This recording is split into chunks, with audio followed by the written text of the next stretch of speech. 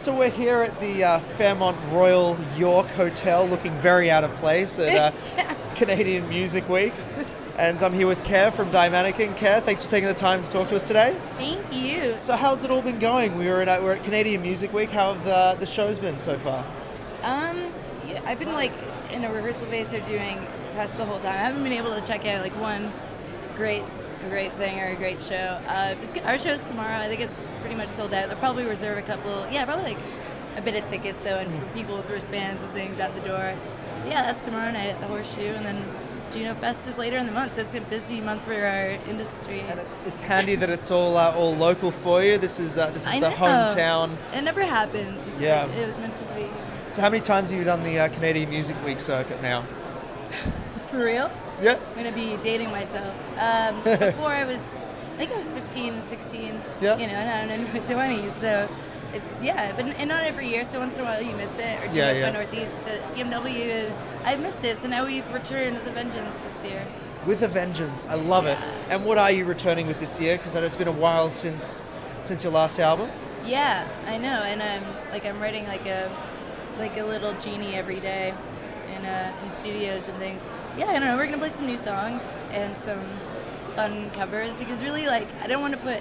I was gonna do like Elliott Smith, who I love to death, like, and I love Turbo Negro, but I don't want to like put someone at 1:00 in the morning who's been at CMW, Canadian Music Week all week, seeing all these bands like through my existential crisis. Like, I'm gonna put them through a song that they all know and just want to dance and be drunk to or fuck to or yeah. And you've been so you are working on new material, and how are you feeling that's comparing to what we've heard in the past? It's all over the place. Like I'm genre hopping. Like 1 week it's really dancey stuff, or I'm like spitting or like rapping in some weird song, and then it's like a really classic punk song, and then I'm kind of going all over the place. I'm trying to find a way to not have to release tracks in groups. Like, this is my kind of dancey album. This is like mini demos or mini EPs.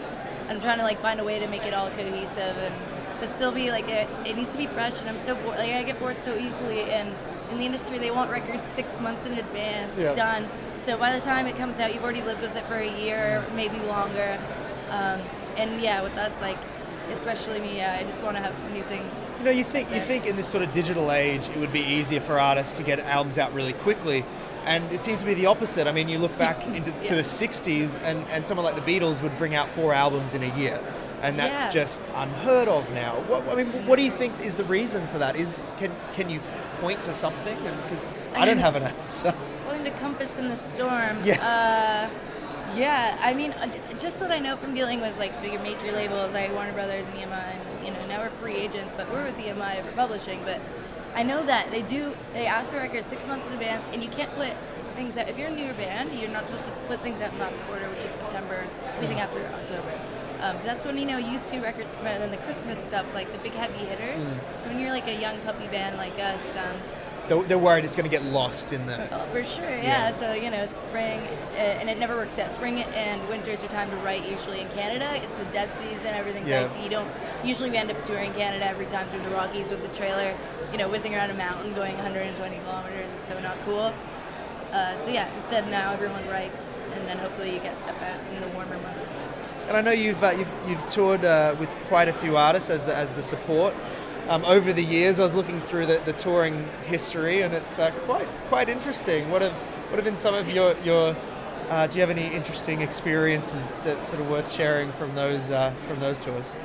Yeah, there's always something. I mean, everyone, Rage Against the Machine, Radiohead, Foo Fighters, Guns N' Roses, Kiss, like all these bands, Motorhead, NoFX. No one's heard of any of those bands. Don't worry. I know. They're gonna be huge.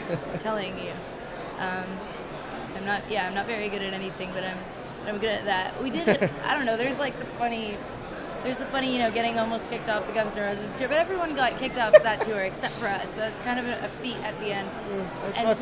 I'm sure even the supporting band members of Guns N' Roses almost got kicked off the tour. That's what we heard. Apparently, no, I don't know.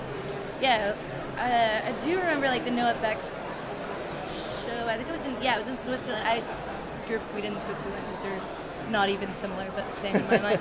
But there's mountains. It was a Sunday, and of course, NoFX wanted drugs. There were no drugs. but we smuggled in like to their Fat Mike wanted to party, and he's totally cool with this because we talked. He was very open about it, bringing us aboard, and there was some wax nipple burning and weird twist, and then the Minor Threat dude came on. It was like a rock and roll gang thing, and then they brought it duct tape. It started getting weird. That was where you drew the line. I'm not even making this up. That's fantastic, though. I'm very innocent, I swear. So you had an Australian tour planned, and it didn't quite pan out. Is there something on the cards over the next year? Are we going to see you in Australia? I would love that. You guys are going to have to help us get there. Our old label, Warner, just took our van away for no reason. So we want to do all these tours, and we want to be able to travel, and we're going to need help. This is like a new obstacle. It's just happened this week. Well, this might be an opportunity to pitch directly. Steve Blair, his email is blah, blah, I don't know, at Warner. Send your complaints there. Get us our van back. I want to put it on the van when they give it away to one of the baby vans. Like, how's my driving? Call Steve Blair at Warner. But yeah, that is obvious, like, huge effing hurdle. Yeah. In Australia, the only reason it never works out is because, when tours don't work out, is because of funding or the switching of the guards. Usually they want you to have a release date to be able to pimp your record and also tour at the same time. And if you don't get one, it's like they cancel it. It's like, no, we'll just still go to Australia and play. It's one of my biggest dreams to go there. It looks amazing. Your country is fucking beautiful. Well, I was introduced to you by Australians, so you do have fans down there, and we hope to see you down there sometime soon. But until then, have a great time at Canadian Music Week. Thank